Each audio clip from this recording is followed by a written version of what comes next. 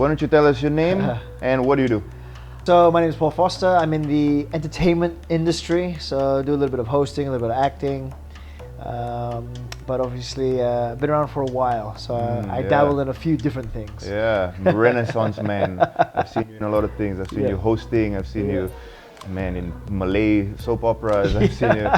You speak Malay? A little bit. You have Malay blood in you? I don't have Malay blood, but mum is Peranakan, so I have that as my heritage.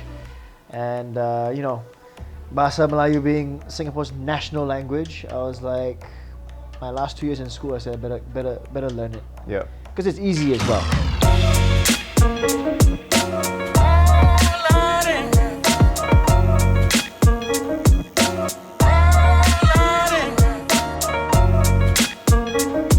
Okay, so the thing that's interesting about me doing this interview with you now is because I feel that in tattooing, I think that you play a pretty awesome role, because not only do you get tattooed, you are in a job that kinda is difficult for someone to get body modifications. You know what I mean? Like I'm sure a lot of people might not look at it that way, but as an actor, like, is there a lot of difficulties that you face with this? Yeah, absolutely, bro. So I think if we look at the journey of how I started, you know, I had wanted to get tattoos for a long time. I mean, I asked my dad when I was probably about 15, 16. What was your first memory of seeing a tattoo? Huh? My uncle Mick. He's got a couple of the swallows, and he had a couple of these ones, but his right one was he cut out. He's old school, man. He's old school. To remove it, you mean? He removed it. So I believe he has a few tattoos that from his kind of maybe like bad boy days. And literally he just took a knife to the one on his forearm, and I mean you can see he's basically cut out a chunk of his arm. I think, you know, heat up the knife or the metal to seal it. He's old school tough. So I always remember he was probably one of my first kind of figures in my life where I would have seen that. And you know, fast forward 20 years later, you know, not long after that, Dad would have passed away. I had to step up to be the man of the house and take care of the family. And you know, that's then when I got my first tattoo in a kind of ironic fashion of a tribute to my dad. In fact, all my left side is a tribute to Dad. So it was just simple, his name and his birthday and death date, you know, across my heart. And that was the first one I got to start this process, because I always knew I wanted to tell a story. And once I started, I was like, okay, I can start to build my story up now. So I think when it goes back to me and my career, I had also established myself in the industry. Yes, I think you have at that point now. So I had proven that I can host, I can act, you know, people knew me for who I was. So I was never worried. Once I started to build a few elements up, I was like, okay, you know what? I'm still accepted. I would go on set, and if I had a role that obviously the character does not have any tattoos, they would cover up. And I thought, oh shit, if they can do this, you know, you know, I can wear clothes, they can cover up, they need to see my skin, no problem.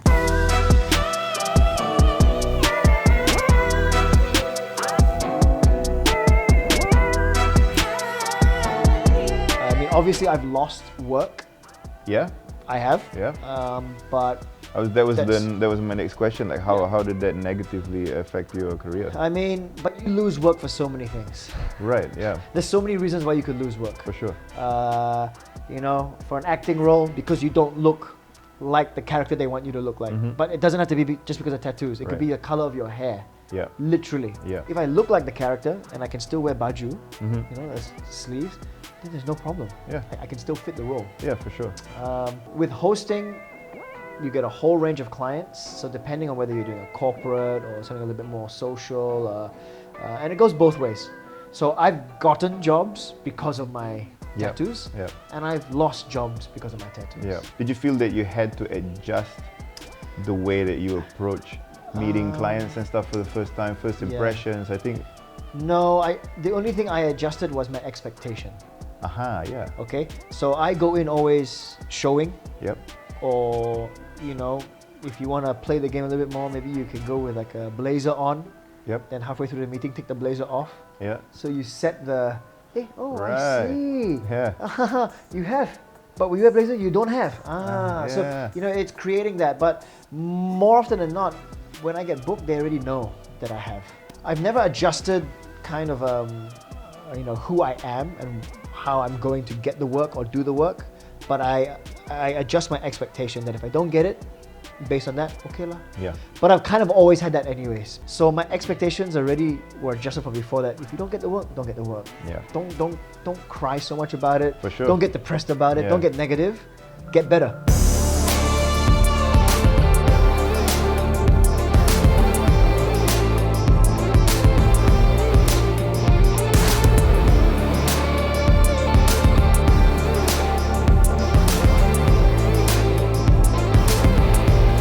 The thing that I admire a lot about you is that you are heavily tattooed. And for you to be this heavily tattooed in the entertainment industry in Singapore, Yeah. I think that's really ballsy, man. And I think that there are people that are thinking about maybe going down that route of getting tattooed, and there might be a lot of stuff that holds them back, you know, career-wise and stuff. And I spoke to you prior to this interview about how we would love to kind of, obviously we cannot destigmatize tattooing in Singapore, like totally. You know, that is a huge feat. But at the same time, there are lawyers, there are professors, there are people in the job scopes that should not have tattoos, and a lot of them now are heavily tattooed, and doesn't mean that they can't do their job well. Doesn't mean they're not a good person. For sure, for sure. I mean, that morality plays a big part right now. I mean, I get asked, you know, some of my friends who are in the industry too would ask, I mean, I get a lot of people who ask my recommendations for tattoo artists. You know, they're like, oh, you must know. I said, look, I know a lot of the boys here and the girls that tattoo, and they're all awesome. What do you want? Yeah. What style do you want? You know, where? I ask them the few basic questions. Let me know, and I can then connect you to the right tattoo artist primarily for the style you want. Yeah. So I get a lot of people in the industry who would ask me too, but they're takut lah, they're scared. Yeah. Wow, but what if I get then, you know, I can't get work anymore. I said, depends what you want. Yeah. I mean, are you putting something on your face? No, right? Absolutely. So relax. Yeah. You know, and again, within reason, like I said, even for me, I've kept it to at least legs, sleeves, my body. And so it still allows me to get my work. In that sense, you're pretty much an early adopter when it comes to an actor getting heavily tattooed. I mean, I think I always have been, because at the beginning also, I think I was the only one that had piercings. Yep. For a male. Yep. With my nipples and my ears, my tragus, and. Do you think that adds a little bit of pressure on you career-wise? No. Really? No. Again, I think people should book a job or their work based on merit, their ability, and how good can they do that job. Yeah.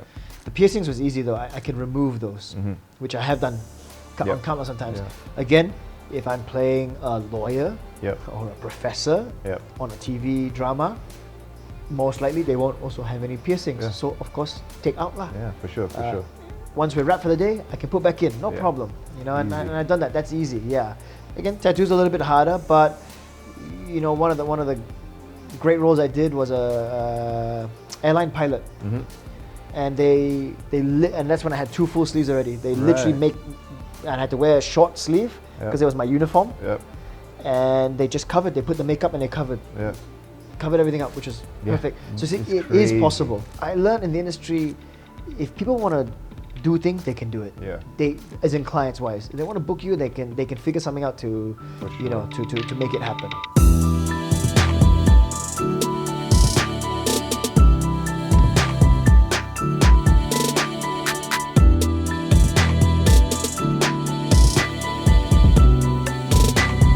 Talk to me about your tattoos that you have now. Like, what kind of style do you like? Because it's kind of a mix. You have some geometry, you have some dot work, you have some portraits kind of stuff, that's realism, and then you have some tribal. I really love dot work and geometry, and that's why my first sleeve developed this way. And who were the ones who made those? So I've got Chester, I've got Ale, Mudahori did this one actually, which is very not his style. Actually, Sam went out of his way to do my first couple tattoos with him to start this sleeve, and it's not really his style because he's more of Japanese. Yep. I had Tarita from Bali who did my mandalas as well.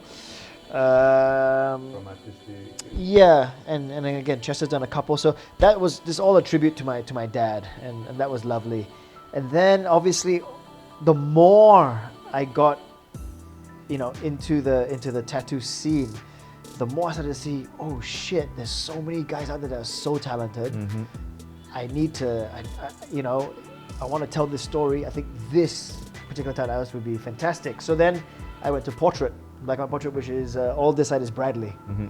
So Bradley basically has conquered my right side. I mean, I even got your piece here, bro. Absolutely. Shout out to me. I wanted to get one from Feroz here.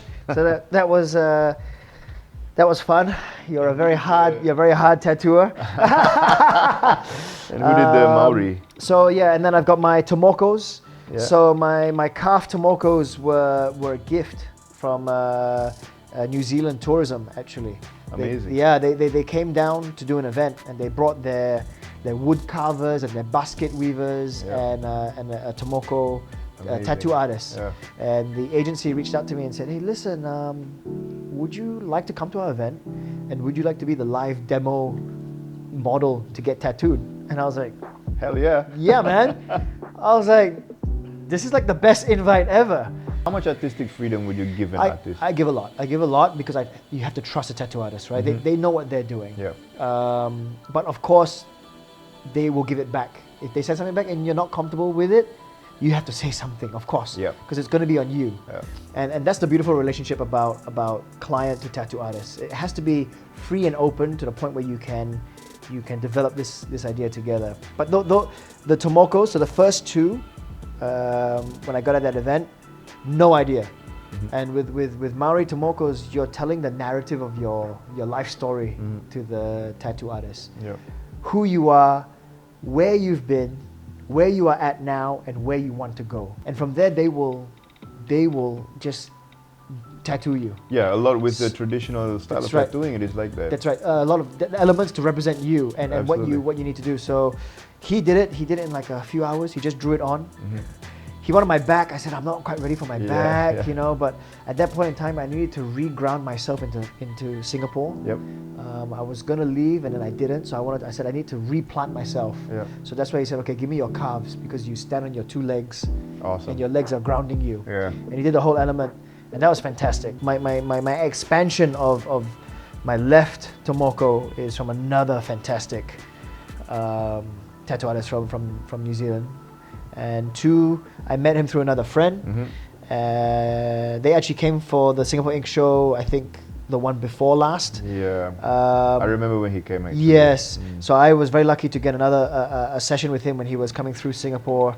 And he just added on to the original one, but the same thing, expanding on the elements that is already there. Yeah.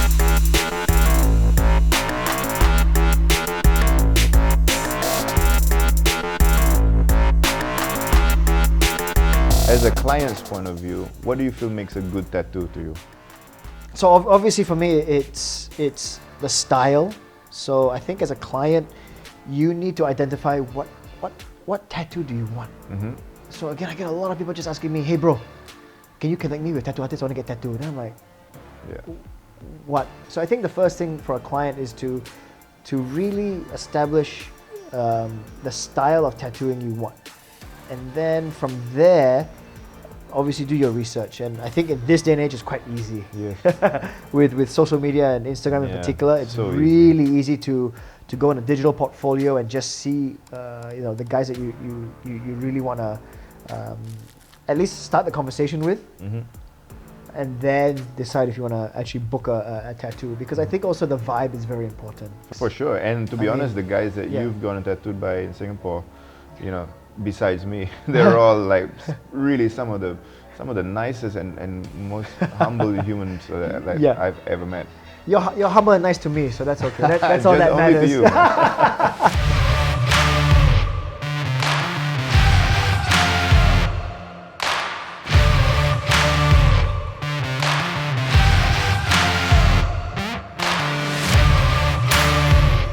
I think there can be a bit more diversity. I think that I would like to actively try and push for that. Yep. Especially including more quality Indian tattooers, because one thing that I do notice is that Hindu and Indian art has been used by so much tattooers, man. Yes. And yet there's no real Indian tattoo artist who specializes in that. Yeah. Which also would be meaningful. Yeah. Like your Tomokos with the Maoris. Yes. Yeah.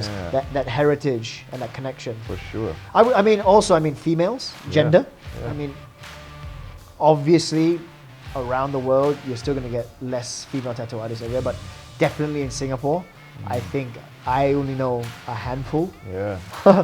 Literally. Yeah, we have to work on this inclusion. Yeah, and they're fantastic. Like female tattoo artists, like I recommend them all the time, especially for gentle, clean lines. But that's not to say that there's no gentle guys out there either. Sure. Like me, I'm super gentle. Oh yeah, super. Wow.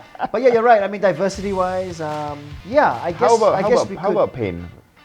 As a client's perspective, a lot of people would be kind of worried about this pain aspect. Like, how do you deal with it? I'm okay generally. I think I have a relatively good pain threshold. But is it as painful as you imagined before you got tattooed? No, not really. There are some spicier spots.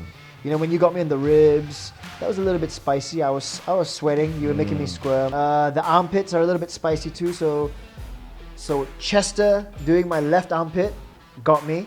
Yep. But Bradley doing my right armpit didn't. So it's again a different style. Yep. Different techniques. Yeah.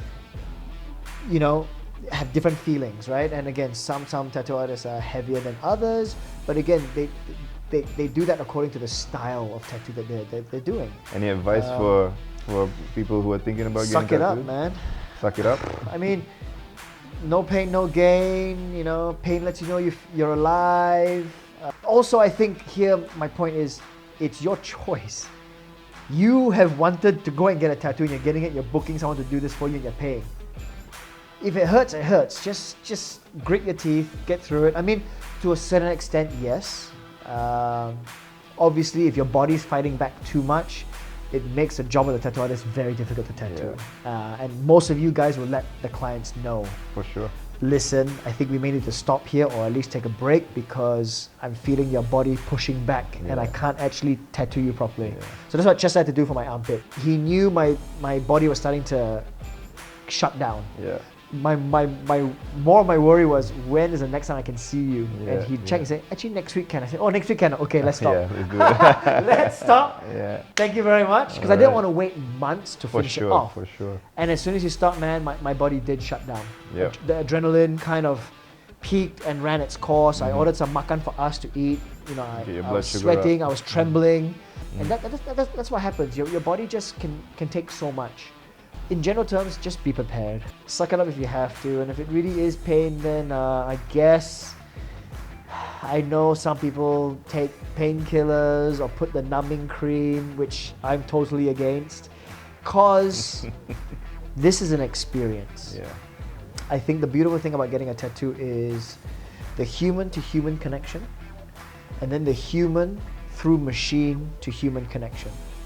The pain and the sound, everything that you're experiencing, audio, physical, emotional, there's so many reasons why we get a tattoo. And I think as a person getting one, you should experience it 100% naturally. Because it's very important, it's very special, it's very meaningful. And I think doing things when you're not part of the process is wrong also. In some way, tell your narrative to then trust a tattoo artist to get it, or you know the element you want to get and you have that conversation with the tattoo artist so he can develop it. Don't numb yourself away from it. So I feel like engaging with a tattoo artist is also very important because you wanna have that moment with them. And that's also why I think I've become very good friends with a lot of my tattoo artists. For sure. I think you can really build up a beautiful connection with someone, and I appreciate that a lot. I love all you guys, man. I love all my tattoo artists who have worked on me. I will always have a forever special connection with them. And again, the more tattoo artists I get to meet through this new family, it's like, wow, and you know, I'm so lucky. And that's what I love, man. Thank you so much for your time, dude.